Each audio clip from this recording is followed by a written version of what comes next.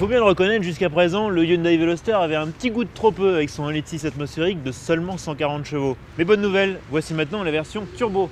Vous l'aurez compris, le moteur devient suralimenté et la puissance passe à 186 chevaux. Ça commence à devenir plus sérieux.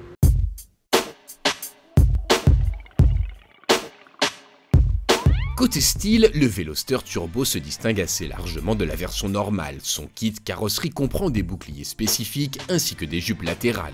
Le nouveau bouclier avant intègre une calandre monobloc, des anti-brouillards redessinés ainsi que des déflecteurs en position basse. À l'arrière, le diffuseur est plus grand et intègre une inédite double sortie d'échappement ronde. Enfin, les jantes sont spécifiques à cette version. S'il évolue très légèrement sur le plan esthétique, le Hyundai Veloster Turbo garde surtout sa caractéristique numéro 1, à savoir ici une portière, bon, jusqu'ici tout est normal, mais de l'autre côté on a deux portières. En clair, le Hyundai Veloster est un coupé asymétrique et ça c'est tout simplement unique. Dans l'habitacle, l'équipement généreux vient justifier un tarif qui atteint désormais 27 500 €, un prix qui autorise à faire la fine bouche sur la qualité des matériaux, les plastiques durs étant peu dignes de la catégorie. Les places arrière, rendues faciles d'accès par la troisième porte, sont suffisamment spacieuses pour accueillir deux adultes pas trop grands.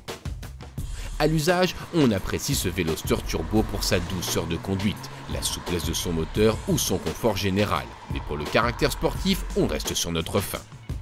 Autant le dire tout de suite, le Hyundai Veloster, même en version turbo, c'est pas vraiment le grand frisson. Le moteur, il est souple, mais pas rageur du tout. Le comportement routier, il est rassurant, mais pas du tout sportif. En fait, plus qu'un coupé qui aurait gagné en aspect pratique grâce à sa portière supplémentaire à l'arrière, le Veloster Turbo, c'est plus une berline compacte déguisée en coupé sportif. Bref, si vous voulez vraiment du sport, prenez plutôt un Peugeot RCZ. Le 1,6 L turbo n'aime guère les hauts régimes. L'amortissement est perfectible et la direction manque de feeling. Même les performances apparaissent quelconques, les excellentes reprises mises à part. Au final, le coupé Hyundai manque de charisme pour séduire les amateurs de sportives. Il devra compter sur sa polyvalence pour convaincre une autre clientèle.